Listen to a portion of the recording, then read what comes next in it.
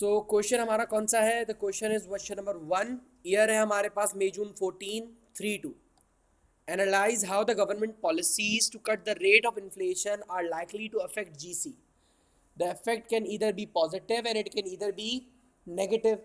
और की defining term क्या है हमारे पास? की डिफाइनिंग टर्म है हमारे पास inflation and then government policies. Case study scan करते हैं एंड देन आंसर अटेम्प्ट करते हैं।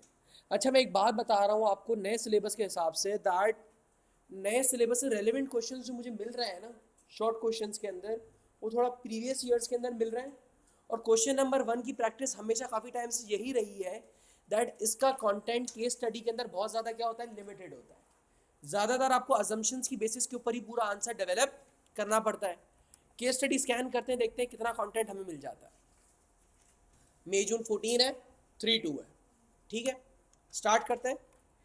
GC is a public limited company. पहली बात हमारे पास आइडेंटिफाई क्या हो गई, दैट पब्लिक लिमिटेड कंपनी है that does what, that build houses, apartments and offices, secondary sector business है।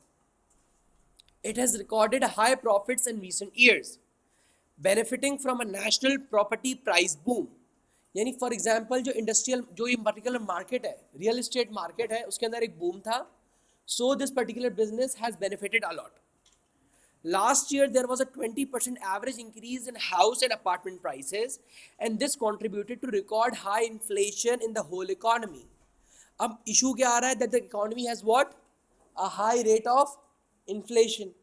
अब देखो inflation जितनी ज़्यादा high होगी तो लोगों की purchasing power उतनी ज़्यादा कम होगी।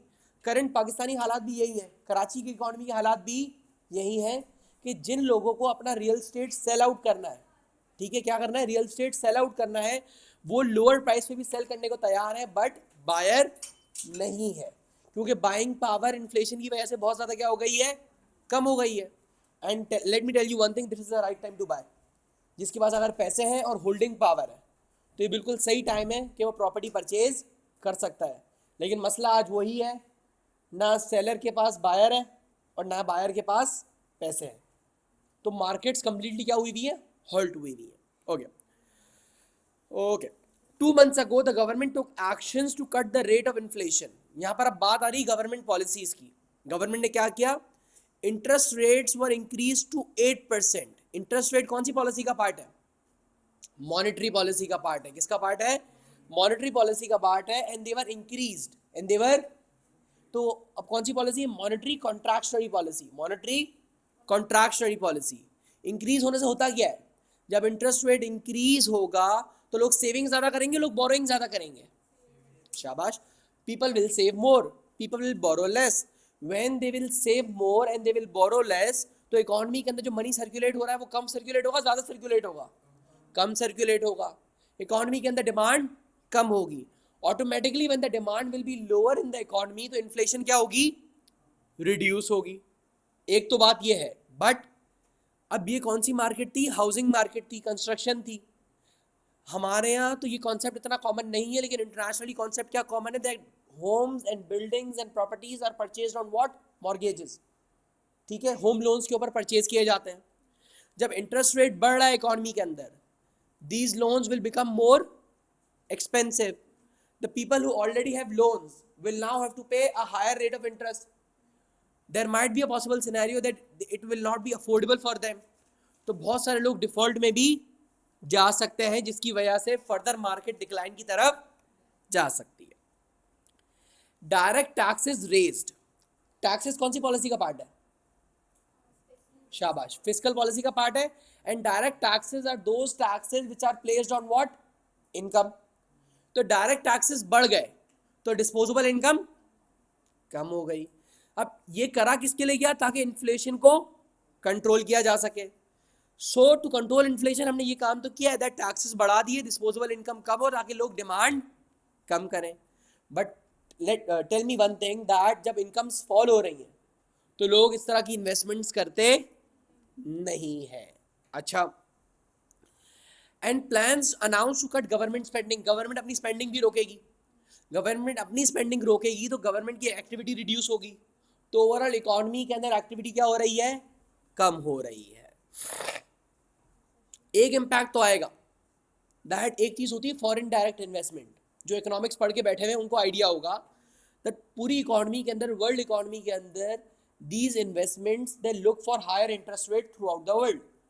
जहाँ पर इंटरेस्ट रेट ज़्यादा मिलता है वो पैसे का अपना फ्लो उस कंट्री के अंदर कर देते हैं, बिकॉज वहाँ की बैंक के अंदर हम इन्वेस्ट करेंगे तो हमें रेट ऑफ रिटर्न क्या मिलेगा, ज़्यादा मिलेगा। जब रेट ऑफ रिटर्न हमें ज़्यादा मिलेगा, वो इंटरेस्ट के लिए इन्वेस्ट करेंगे तो हमारी करेंसी की वैल्यू क्या हो जाएगी, बढ़ जाएगी। अगर ये जो इंडस्ट्री है, जो रॉ मटेरियल है कंस्ट्रक्शन का, वो बाहर से क्या कर रही है, इंपोर्ट कर रही है, मैं अजम्पशन ले रहा हूँ, अगर स्टील सीमेंट कहीं बाहर से आ रहा है, so due to this particular scenario एक पॉजिटिव इम्पैक्ट आ सकता है, but compare to any other scenario मुझे वो चीज़ नज़र, इसके अलावा कोई और चीज़ नज़र नहीं आ रही। मैंने यहाँ तक पढ़ा ना, मैं बोल रहा हूँ आगे केस में इससे और ज़्यादा रेलिवेंट डेटा मुझे नज़र इतना ही डेटा है, ठीक है। और क्वेश्चन पे अगर मैं आ जाता हूँ वापस से, तो मुझे एक फिस्कल पॉलिसी नज़र आई और मुझे एक मॉनेटरी पॉलिसी नज़र आई, and both of these policies were designed in a way to control inflation. तो क्वेश्चन जो हमारा है वो स्टार्ट होगा ही कैसे, हमारा की डिफाइनिंग टर्म क्या है, इन्फ्लेशन, ठीक है। और हम ये बात कह सकते हैं that the government is using anti inflationary policies. कौन सी पॉलिसीज यूज कर रही है, अच्छा यहाँ पर तो गवर्नमेंट केस में ये वर्ड इस्तेमाल नहीं हुआ ना, एक ऐसा केस भी है जहाँ पर डायरेक्टली ये वर्ड इस्तेमाल हुआ है that the government is now using anti inflationary policies. तो आपके जहन में क्लिक होना चाहिए, अगर एंटी इन्फ्लेशनरी पॉलिसीज है तो क्या होगा, इंटरेस्ट रेट्स बढ़ा दिए जाएंगे, टैक्सेस बढ़ा दिए जाएंगे, गवर्नमेंट स्पेंडिंग कम कर दी जाएगी। ये अजम्पशंस आपको ऑलरेडी पता होने चाहिए। अब मुझे इसके इफेक्ट्स देखने हैं, मुझे इसके इफेक्ट्स देखने हैं, ज़रा आंसर से इफेक्ट डिस्कस करते हैं। अच्छा आज थोड़ी सी प्रैक्टिस चेंज करते हैं, ठीक है। मैं आपको थोड़े पॉइंटर्स लिखवाता हूँ, पूरी चेन लिखवाता हूँ, मुझे आंसर आप लोग खुद डेवलप करके दो, ठीक है।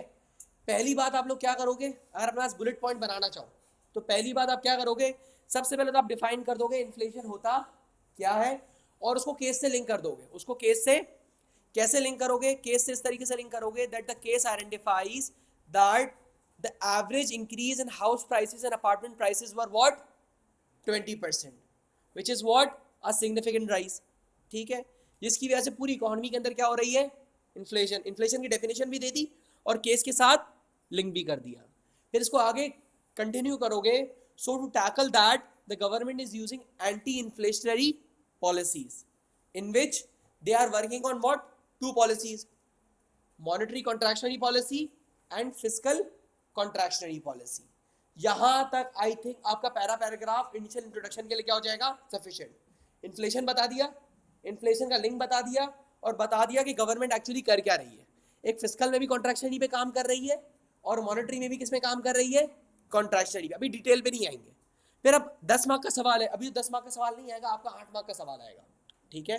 तो आप क्या करोगे, पहले कॉन्ट्रैक्शनरी पॉलिसी उठाओगे, उसको बताओगे उसमें कर क्या रही है और उसका इम्पैक्ट क्या आ रहा है, जरा देखते हैं उसका इम्पैक्ट भी, सॉरी। तो अब बात करते हैं, अब अगले पैराग्राफ से स्टार्ट करेंगे। In monetary contractionary policy, in monetary contractionary policy हम बताएंगे that the government is what increasing the rate of interest. So अब आप बताओगे नॉर्मली होता क्या है, चेन रिएक्शन बनाओगे।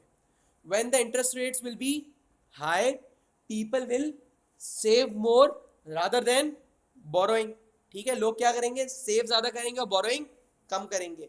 फिर आप आगे एक चेन रिएक्शन बनाओगे, as usually people purchase homes, offices and buildings on mortgages, so when the rate of interest in the country will be high, these loans will not be affordable।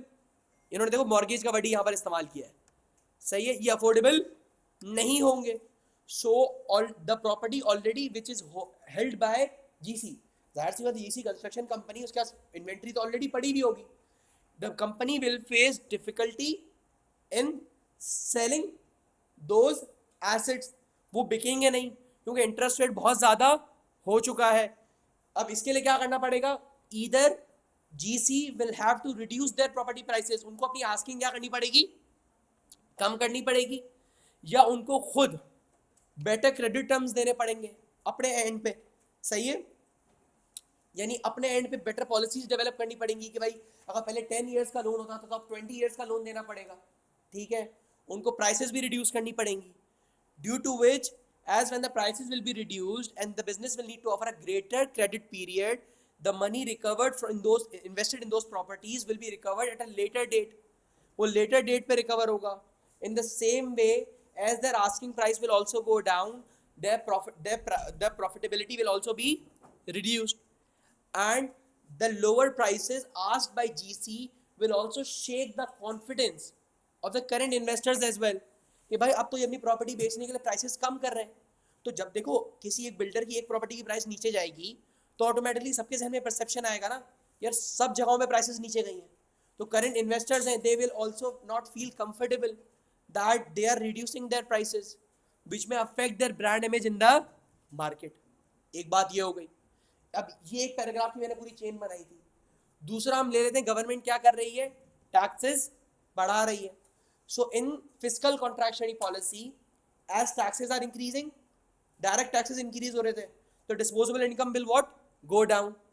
As disposable income will go down, the purchasing power of the consumer will be reduced. Therefore, they will limit or stop their spendings on what? Luxuries. And now they will focus more on what? Necessities. As they will focus more on necessities, so they will not be purchasing or investing in houses and properties, which may affect the demand for GC inventory या GC's houses. सही है, affecting the sales of the business. ठीक है, sales कम होंगी. And हम बताएंगे, अब उधर तो हमने प्रॉफिटेबिलिटी की बात करी थी ना, यहाँ पर थोड़ा रिजल्ट चेंज कर दो. as more capital of GC will be stuck in those houses, therefore the business will experience a higher opportunity cost as the inventory is not selling. अब हर जगह हम सेम इम्पैक्ट का रिजल्ट तो नहीं लिख सकते ना.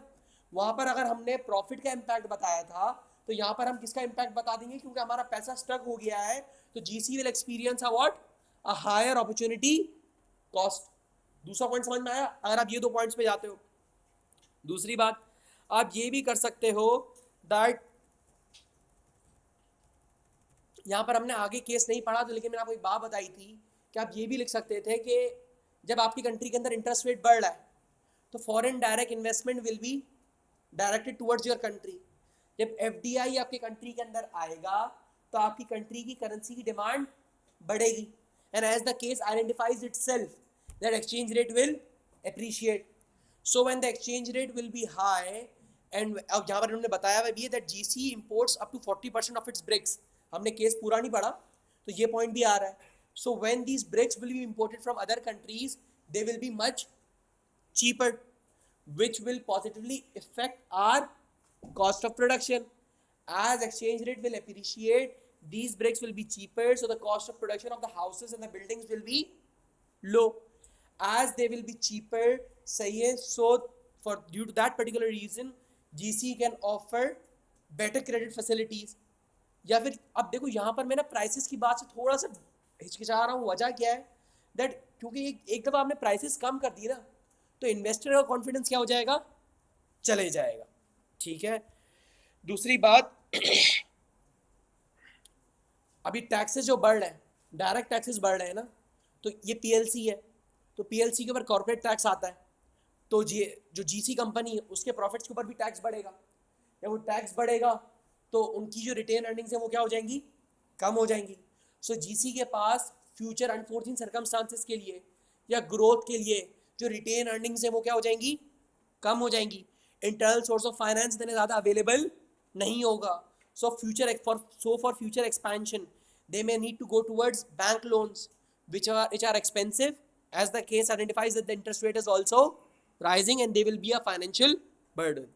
बट आई वुड रिकमेंड बाद वाले पॉइंट से अच्छे हैं जो शुरू के दो पॉइंट्स हमने डिस्कस किए थे कि एक इंटरेस्ट रेट वाला पॉइंट उठा लो और एक फिस्कल पॉलिसी वाला पॉइंट उठा लो. आराम से आपका 8 मार्क का आंसर सही तरीके से डेवलप हो जाएगा.